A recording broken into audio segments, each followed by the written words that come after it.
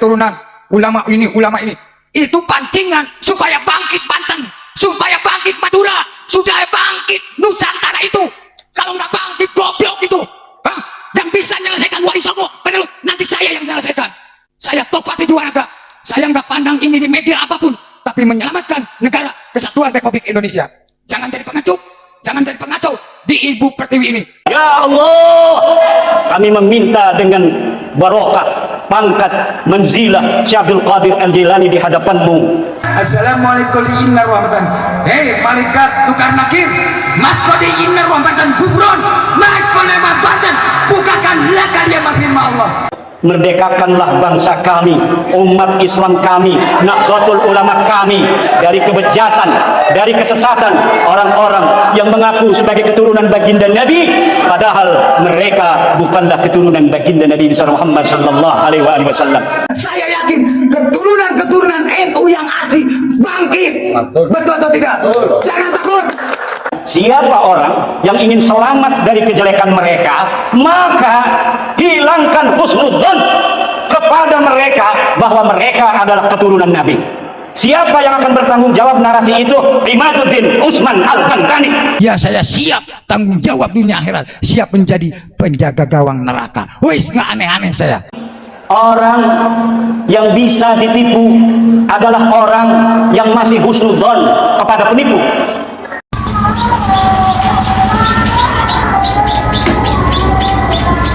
Orang yang masih bisa dibohongi adalah orang yang husnudzon kepada para pembohong. Malaikat Jibril pun makul inna kalimat dunia kalimat hatta kalimat fi inna kalimat fi Allah. Orang yang bisa didolimi hari ini adalah orang yang masih husnudzon kepada orang-orang yang zalim. Makanya kalau mau ikut gupron ya lurus, teruskan. Kalau enggak ya monggo. Orang yang bisa ditindas hari ini adalah orang-orang yang masih husnudzon kepada para penindas. Begitu mantra buka Pancasila, benar. Kelompok orang yang ngebohongi umat Islam bahwa mereka adalah keturunan Nabi, kalian harus menghormati saya, kemudian mereka mengintimidasi, mengeksploitasi hak-hak mereka sebagai keturunan Nabi, tetapi ketika diteliti nasabnya melenceng. Ya ini emang saya kelahiran Bandung, tetapi keluarga saya asli Garut dan asli Banten. Kalau saya minta kepada Banten mau diakui atau tidak diakui, tetap saya keluarga Prabu Siliwangi. Saya tidak takut. Mereka ternyata bukan keturunan Rasulullah Muhammad sallallahu alaihi wasallam. Woi, balami jahannam. Baik dari sisi antropologi, dari sisi historiografi yang ada pada abad ke-4, ke-5, ke-6, ke-7, ke-8, ke-9. Nyata bubuk roti tino mata. Dari sisi tes DNA, keluarga Nabi tes DNA semuanya J1. Kalau panjenengan menyebut ya Rasulullah, panjenengan itu sedang menyebut baik panjenengan semua. Mereka tes DNA G yang menunjukkan jangankan mereka sebagai keturunan Rasulullah Muhammad, orang Arab aja mereka bukan. Ini loh keturunan Syekh Nawawi, meneruskan perjuangannya Syekh Nawawi. Imaduddin Usman Al-Bantani akan bertanggung jawab secara ilmiah dunyan wa ukhran bahwa Habib Bahlawi itu bukan keturunan baginda Nabi besar Muhammad sallallahu alaihi wasallam. Kok berani menanggung dunia akhirat? Berani karena saya ingat kepada tuntunan Rasulullah sallallahu alaihi wasallam. Sedunia orang berfatwa, sedunia orang mensahihkan, mengisbat karena suatu hal bahwa Bahlawi ini keturunan baginda Nabi. Imaduddin Usman tidak akan percaya terhadap fatwa orang-orang yang mengatakan bahwa Bahlawi sahih sebagai keturunan baginda Nabi. Betul atau tidak? Wa in aftal muftun, wa in aftal muftun, walaupun para ahli fatwa berfatwa bahwa Bahlawi ini turunan Nabi, saya yakin, seyakin-yakinnya, hakul yakin dunia wa ukhran bahwa mereka bukan keturunan baginda Nabi besar Muhammad sallallahu alaihi wasallam. Siapa menjadi penjaga gawangnya neraka? Ayo tanggung jawab dunia akhirat. Saya mempertanggungjawabkan itu dunia dan akhirat.